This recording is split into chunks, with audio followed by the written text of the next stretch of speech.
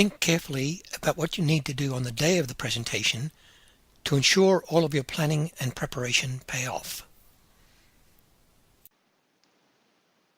You will need to consider 5 issues: how you will use the space that is available to you, how you will merge into your presentation persona, how you can remain connected to your narrative as you present, how you can handle question time, and how you will review your own performance.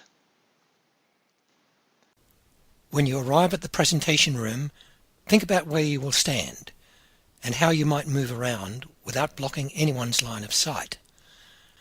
Ideally, you will stand out from the podium, well balanced on your feet, facing the audience. Think about how you would advance your slides. A remote control is ideal, but test it to make sure it works and you know how to work it. If you cannot move out from behind the podium, don't slump over it or lean against a convenient wall. Once you're satisfied you know how to use this space, work yourself into your presentation persona. It's not that you should establish a false persona, but a presentation requires some emotional energy. Imagine yourself speaking firmly, assertively, confidently.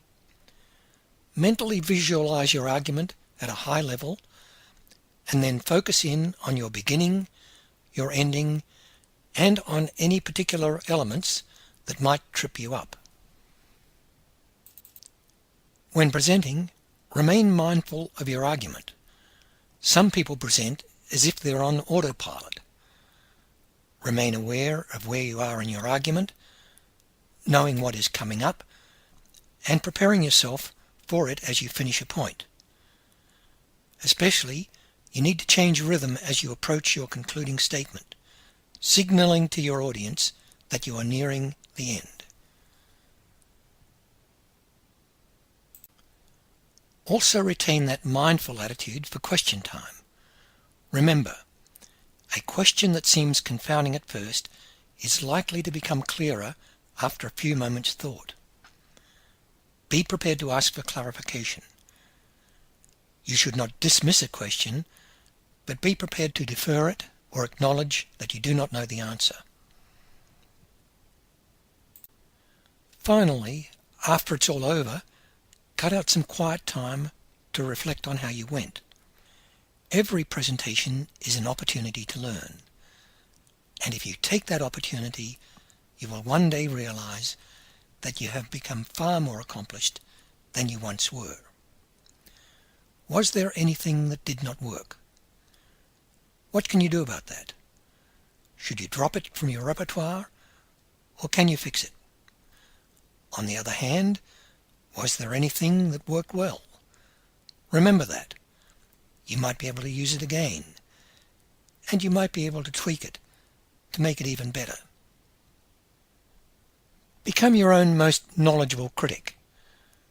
I have never found comments from others very useful. Rather, I have found it more useful to attend to how people interact with me afterwards. It is not what they say, but how they say it that gives me clues about what worked for them and what might not have worked.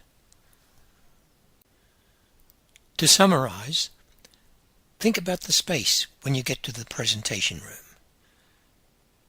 Take some quiet time to merge into your presentation persona before you actually get to the podium. Remain connected to your presentation as you go through it.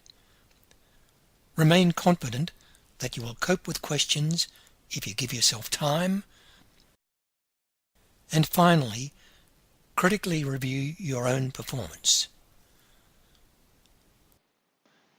There is more to say on what you can do to make your presentation day a success.